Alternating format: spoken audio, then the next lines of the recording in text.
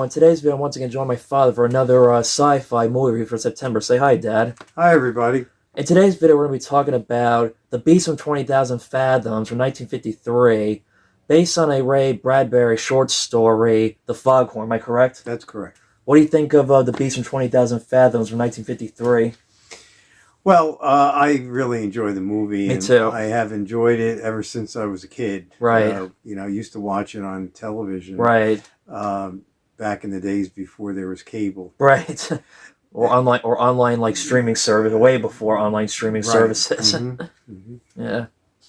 I think this is an excellent, like, phenomenal film, especially, like, this was, like, I mean, people, like, give credit how, like, Godzilla was, like, making the, atomic age, like, monster movies popular, which is still a great film, Godzilla from 54, the original Japanese movie, which is still an important, like, sci-fi horror film, but people forget, like, that was the beginning of, like, the atomic age of, giant monster sci-fi films at that time.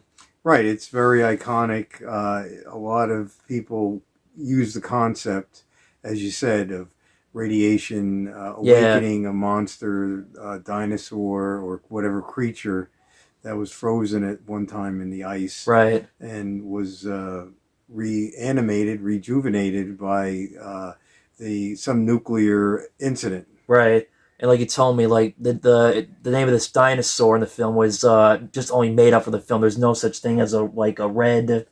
Yeah, Rhedosaurus. Rhedosaurus, which makes me think about like bringing up baby with the fake intercostal clavicle dinosaur born. That's not, right. Mm-hmm. But that's a different story. Yeah, even though the dinosaur skeleton that's seen in this movie was the same skeleton that was used in Bringing Up Baby. Oh, really? I did not know that. Wow. Mm-hmm.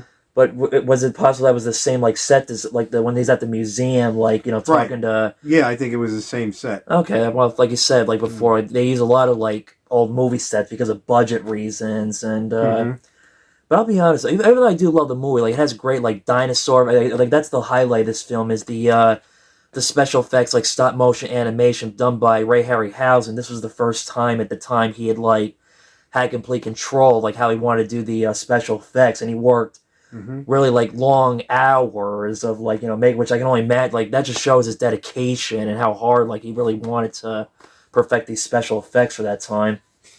Yes, and he was such a perfectionist, and he really brings the monster to life. Yeah. Because he does a lot of little things, which, he gave particular attention to make it more realistic. Just the way the dinosaur moves, the movement of the tail, the coordination of all these different movements, really gives this monster some kind of character. Not necessarily at the same level as King Kong, but still gives him enough character for people to believe that this thing really existed. Yeah. Like, I loved, like, the scenes, like, where he's attacking the city when he arrives, and those are really cool, and people are, like, running away, and also, let me tell you, you need more, like, the police have to learn, you need more than just, like, your basic pistols to shoot. You need, like, a big giant, like, machine, a killing machine to, like... Right. Or, like, what you see in, like, Godzilla films when he fights, like, different types of, like, monsters, and... And also, like, when we were watching this, the opening scene, like, I remember the first time I saw this may have been back when I was, like, again, early in my college years, when I was joining the Sci-Fi Club, and this is the film that somebody, like, recommended. I think maybe you might have recommended this film to me, mentioning how, like, oh, like, maybe, like, watch this movie and ask your Sci-Fi Club members if they've ever seen this film before, and I don't remember, like, the opening scene, like, it reminded me a little bit of, like, The Thing from Another World to some degree. Right. It takes place in the Arctic, the isolation, but not as heavy in, like, the isolation like the original thing was. Like, right. Yeah. Right. And I do believe that they did use that set. Yes. No, because you said that you were reading about how that was the same set design that they used. Yes, that they had used in The Thing from which Another I World. can see, like, when you watch this and The Thing from Another World, you can compare, like, oh yeah, that is the same set design from The Thing from Another World. But that movie came out 2 years earlier, before this movie did. Right. Yeah.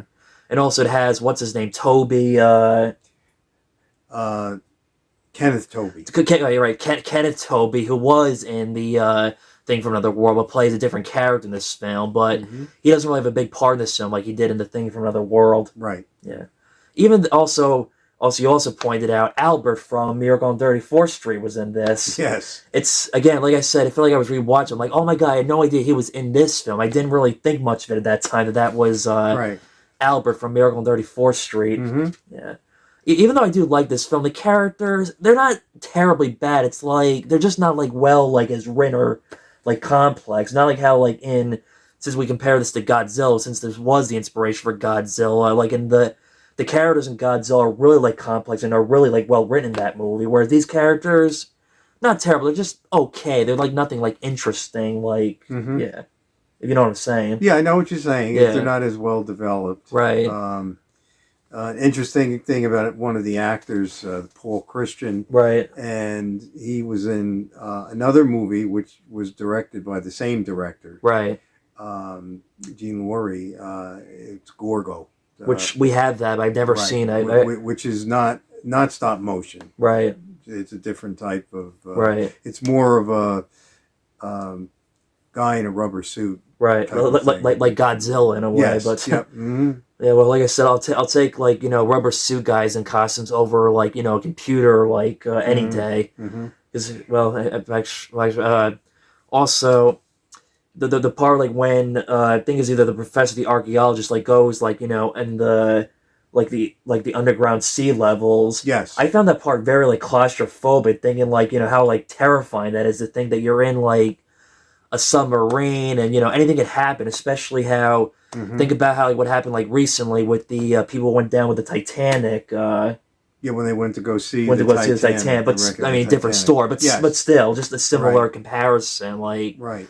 I always find that very, because even I would never do something like that in real life. Like I'll just watch, like the Nature Channel, the Discover, or YouTubers, right. That's good enough for me. I'll take their word for it. Yeah, me too. Yeah, I'm not taking the risk. And also, like, the real highlight of this film is the special effects. They're just, like, I think they're still, like, amazing and phenomenal to, like, watch to this day. Yeah, they are, and the dinosaurs walk through the city. Yeah. And then, of course, the famous scene in the roller coaster. Yeah, yeah. It's really, really well done. Yeah, yeah. And to think Ray Harryhausen did this on his own. He designed it. He constructed it. Yeah. And he did all the movements. Yeah. One frame at a time. Yeah. It's just amazing the dedication that he had and the perfectionism and how he could bring this thing to life. I mean, I still like stop motion over CGI. Me too. Because somehow there's more weight to it, and it gives it a little bit of a creepier feeling. Yeah. That little bit of a jitter that there is in the movements. I know that's not smooth like real life, but somehow it's more attractive to me in these types of movies. Well, same with me. I've always, like, found it more, like, fascinating how, like, they're able to, like, do all this stuff before I even, like, understood what that term meant, the stop motion animation, how moving, like, little by little and, like, putting your body into it and stuff. And then you can see, his genius comes through in future movies. Yeah. Like the Sinbad movies. Yeah. And Jason and the Argonauts. Yeah, that was great. These are just really works of art. I only saw... He made a few the Sinbad movies, right? Like, yeah. I forget how many there were. I only saw one of them when I was a kid. But I don't remember, like, which one off the top of my head. I believe he did all of them. Oh, okay, he did. Okay. Yeah, I think he did all of them. Yeah. And Jason of the Argonauts. Well, that I know. Well, obviously, I know that one. Yeah, then he did the original Clash of the Titans. Right, which I've never seen that, but I would like to check that out at some point. Yeah, and his artistry is just phenomenal. Yeah. I read this is, like, the first, like, not like his first movie. That was, like, this is, like, the first film where he had, like, complete control of how he wanted to, like, craft his art. Because before this, he had, like, done some, like, special effects for other film, but he wasn't, like, given much credit to it. Like, he did do, he did do the original Mighty Joe Young, but I'm not sure, like, what his, like, if he was, like, given, probably didn't have, like, complete control of it, because mostly he worked with Willis O'Brien, who was because he as a little kid he saw the original King Kong films and was amazed when it's then saying that was like the moment he realized this is what I want to do. I want to make movies like this, doing special effects, and it's sure they say dreams do come true. Yeah. And also, well, with Mighty Joe Young, that was done by the same people who did King Kong. Yeah, which I like to review that at some point, but that'll be in the near future though. And I saw that as a kid. And I liked it, but it's been so long. I didn't watch it as much as I did with King Kong, and which it's still a good movie in its own way. Yeah. But we'll talk about that in a separate video. And the one last thing I want to touch upon is that remember the Godzilla '98 film I used to watch when I was a kid? Yes. Well, I mean, not a great movie, but people have like pointed out as like that's more of a loose remake to this movie more than the original Godzilla, which I can see why, especially when you compare like when he arrives, New York City attacking and stomping on people, or the roller coaster, like you said. But for the '98 Godzilla, it was the Empire State Building where he was attacked and killed. And... Correction, Godzilla was attacked on the Brooklyn Bridge where he dies. Again, I apologize for that. Yeah, I can definitely see the resemblance of '98 Godzilla compared to, even though it's not a remake, I can see that as a loose semi-remake and semi-like tribute to that. Yeah, but if I had to pick which one, this wins over the Godzilla '98. Anything else you want to touch upon, or?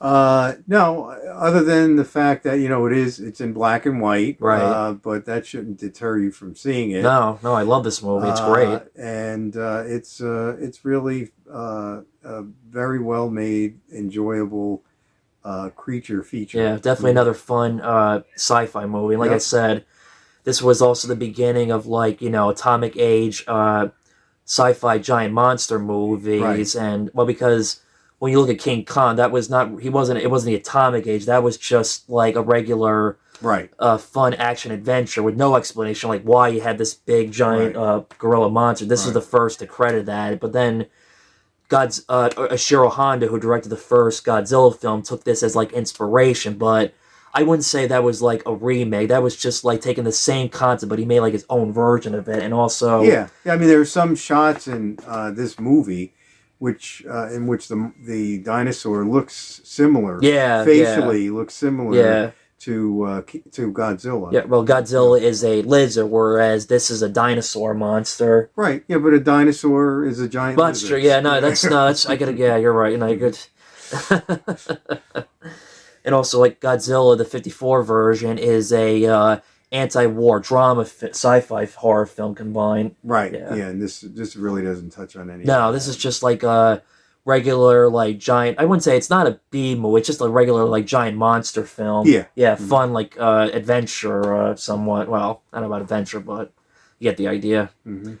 All right, so that wraps up the video. Like, subscribe, that bell button to get the latest updates on my YouTube channel, and we'll see you next time for War of the World. Say bye, Dad. Yep. Take care.